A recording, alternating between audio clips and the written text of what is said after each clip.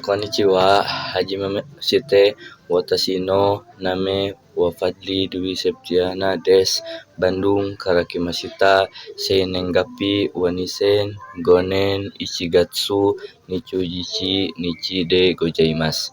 Kenjai ASM Arianti no Gakusei de Gozaimasu.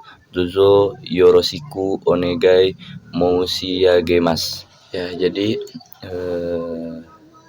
di sini saya akan menjelaskan tentang pertemuan 1 sampai pertemuan 6 yang mungkin cuman singkat gitu ya, yang saya ketahui dan saya kerjakan dan dibuat menjadi PPT yang dirangkum dalam judul Japanese Material Review. Nah, di sini ada beberapa poin dari list atau materi yang ada dari pertemuan 1 sampai ke 6, yaitu diantaranya yang pertama ada Japanese Language of Vitality and Culture, yang kedua ada Wording Characters and Omotenashi in Japanese, yang ketiga ada Numbers, Time, and Dates in Japanese, yang keempat ada Daily Activities and Punctuality in Japanese Culture, yang kelima ada Listening and Wording from Japanese Songs, dan yang terakhir ada Adjectives for Daily Conversation and Hospitality.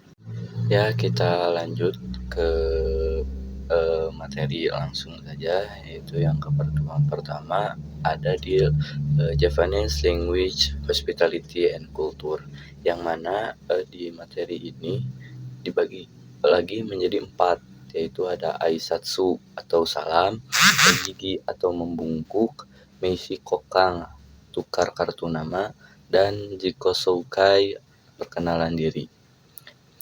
Jadi kita langsung aja ke Aisatsu, yang mana Aisatsu adalah ungkapan salam atau sapaan dalam bahasa Jepang yang digunakan untuk menunjukkan kesopanan atau rasa hormat dan membangun komunikasi yang baik, yang mana komunikasi yang baik dalam situasi formal maupun informal. Salam ini merupakan bagian penting dari budaya Jepang untuk menunjukkan perhatian kepada orang lain, yang mana dari sini juga terbentuk konsep, yaitu konsep wa yang mana artinya harmoni, keseimbangan, kedamaian, dan dapat menjaga hubungan tetap damai tanpa terjadinya konflik, yang biasanya dipakai dalam hospitality untuk membangun kepercayaan tamu.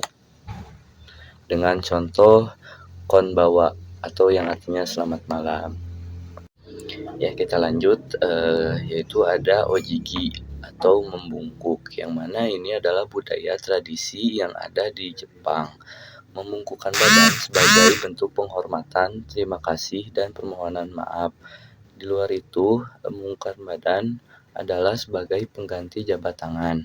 Ojigi juga mencerminkan etika dan hierarki sosial, dengan kedalaman membungkukkan 15 derajat sampai 45 derajat, menunjukkan tingkat rasa hormat. Jadi ojigi ini bisa dilakukan membungkukkan badan tergantung situasi gitu ya. Dan di sini pun ada jenis-jenis ojigi seperti yang dilihat di PPT, ada eshaku, ada keirei, ada saikeirei, ada seizai, dan dogeza, yang mana dari 5 jenis tersebut bisa dilihat dari PPT mulai dari berapa derajat dari masing-masing jenis-jenis tersebut. Selanjutnya ada Meishi Kokang, yang mana artinya tukar kartu nama, yang merupakan tradisi formal dari Jepang, yaitu pertukaran kartu nama dianggap sebagai ritual etiket bisnis paling dasar untuk memperkenalkan diri dan membangun hubungan profesional. Proses ini melibatkan penyerahan dan penerimaan kartu dengan 2 tangan, diiringi membungkuk, dan dilakukan di awal pertemuan, terutama dari jabatan tertinggi. Bisa dilihat dari PPT yang di atas, mulai dari berdiri, kedua tangan, salam, posisi kartu, perkenalan diri, membungkuk, dan penyimpanan. Di situ ada cara-cara untuk melakukan meisi kokang. Ya, dan yang selanjutnya atau yang mungkin terakhir dari materi pertemuan pertama yaitu ada Jiko Sokai atau perkenalan diri. Yang mana tradisi ini penting untuk membangun kesan pertama yang sopan dan formal. Struktur utamanya mencakup salam, menjemputkan nama, informasi pribadi, dan ditutup dengan memohon bimbingan yang bisa disebut dengan pembuka yaitu salam atau hajime masite, terus menyebutkan nama, terus latar belakang, terus tambahan yang bisa diisi dengan hobi, minat atau keahlian, dan yang terakhir dengan penutup atau yang tadi di atas yaitu mohon bimbingan. Dan jiko sukai itu sangat krusial dalam situasi formal seperti wawancara kerja atau menetsu di perusahaan Jepang untuk menunjukkan sopan santun dan kemampuan komunikasi dasar pada diri kita sendiri. Seperti ada contohnya di PPT. Ya, untuk yang selanjutnya kita ke pertemuan kedua, yang mana di pertemuan kedua kita itu membahas wording characters and omotenashi in Japanese, yang mana di sini juga terbagi menjadi mungkin dua, ada hiragana dan katakana, di mana seperti yang teman-teman lihat di PPT itu ada contoh-contoh hiragana dan katakana. Dan adapun contoh Japanese wording characters untuk di pertemuan kedua juga ada basic kanji atau basic kanji 1, yang mana basic kanji 1 lebih mengajarkan pada dasar-dasar kanji untuk pemula, mencakup angka, alam, arah, dan waktu. Ya, lanjut. Di sini juga ada pengertian omotenashi, yang mana omotenashi adalah pelayanan dengan ketulusan hati tanpa mengharapkan imbalan dan mengutamakan kepuasan tamu. Juga ada makna omotenashi, yang mana total dedication atau dedikasi penuh, ada anticipation needs atau mengantisipasi kebutuhan, dan selflessness atau tanpa pamrih. Juga ada sejarah omotenashi, yang mana berasal dari ucapan minum teh atau chado dan dipopulerkan oleh Sen no Rikyu pada abad ke-16.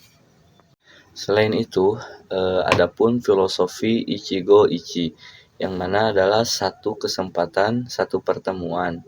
Juga setiap momen itu unik, harus memberikan pelayanan terbaik. Di samping itu ada perkembangan omotenashi, yang mana dari budaya tradisional ke ryokan atau penginapan tradisional menjadi standar industri hospitality Jepang. Dan ada konsep utama omotenashi, yaitu ada anticipation atau kikuburi, ada harmoni atau wa atau fleksibilitas profesional. Di sini juga ada Japanese Hospitality and Omotenashi Vocabularies, yaitu contoh yang di atas.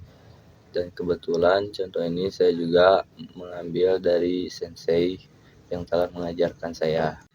Ya, untuk yang selanjutnya kita lanjut ke pertemuan ketiga, yang mana di pertemuan ketiga ini membahas tentang numbers, time, and dates in Japanese, yang seperti teman-teman lihat di PPT. Ya, di sini ada perkenalan angka atau suji yang digunakan dalam kehidupan sehari-hari dengan angka 1 sampai 10 sebagai dasar dan penting untuk memahami pola angka selanjutnya. Dan kita juga penting memahami seperti 11 sampai 100 dan selanjutnya gitu ya guys. Di sini juga ada konsep waktu atau jikan, digunakan untuk menyatakan jam dan penting untuk komunikasi sehari-hari dalam konteks penyebutan jam buka atau tutupnya toko, juga hal lainnya gitu. Dilanjut ada hari atau yobi, yang mana digunakan untuk menyebut hari dalam satu minggu yang berfungsi untuk jadwal atau aktivitas seseorang maupun kelompok. Ada tanggal atau hinichi, digunakan untuk menyebut tanggal dalam satu bulan dan berbeda penyebutan dengan angka biasa. Dilanjut dengan bulan atau gatsu, digunakan untuk menyebut bulan dalam satu tahun. Dan lanjut ada penggunaan dalam hospitality, digunakan untuk menyebut waktu reservasi, menjelaskan jam operasional, dan menentukan jadwal kegiatan tamu. Ya, kita lanjut ke pertemuan keempat, yang mana di sini ada daily activities yang dalam bahasa Jepangnya Nichijou Katsudo, yang artinya aktivitas sehari-hari dalam bahasa Jepang. Dan di sini ada sentence parent atau pola kalimat positif, yang mana ada subjek, ditambah wa, ditambah time, ditambah ni, ditambah verb. Yang contohnya ada watashi wa shichiji ni okimasu, yang artinya saya bangun jam 7. Dan di sini juga ada sentence parent time, yang mana pola pertanyaan waktu. Di sini ada subjek dan contoh kamu bangun jam berapa, seperti itu.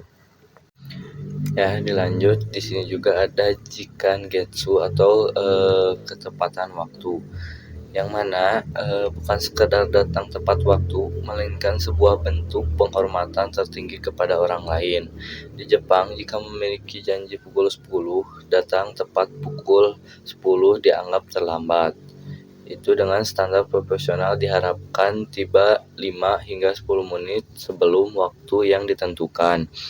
Maknanya, kedatangan lebih awal menunjukkan bahwa orang tersebut menghargai waktu orang lain dan siap sepenuhnya untuk memulai aktivitas. Di sini ada N-words atau yang seperti tadi ya, subjek ditambah time, verb, dan seperti itu. Yang contohnya saya bangun jam 7. Ada punctuality, jikan gensu atau ketetapan waktu dalam budaya Jepang yang tadi. Dan dilanjut dengan konsep 5 menit.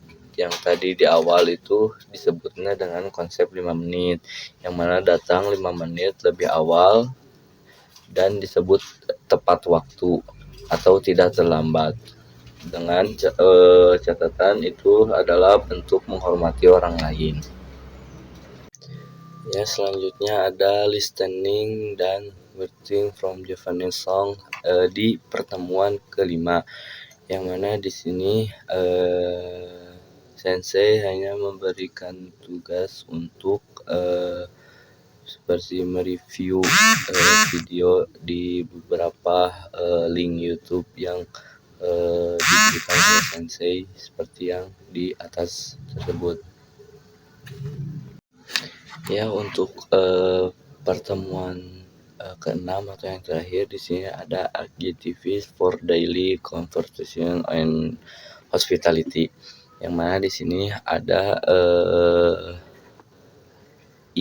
kyoshi atau digunakan untuk menyebut kata sifat i. Contoh oishi, enak, tokai, mahal atau tinggi.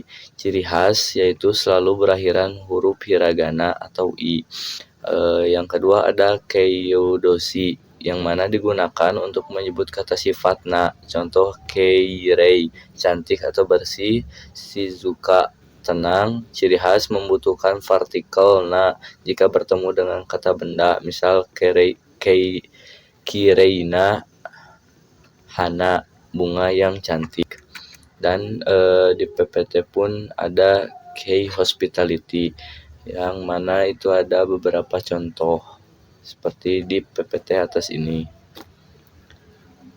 Dan mungkin sekian yang dapat saya presentasikan lewat video ini tentang materi dari pertemuan pertama sampai pertemuan ke-6, dan izin untuk upload di YouTube dengan nama channel Fadli Dewi Septian dan dengan judul Javanese Material Review. Mungkin sekian yang dapat saya sampaikan. Kurang lebihnya mohon dimaafkan. Wassalamualaikum warahmatullahi wabarakatuh.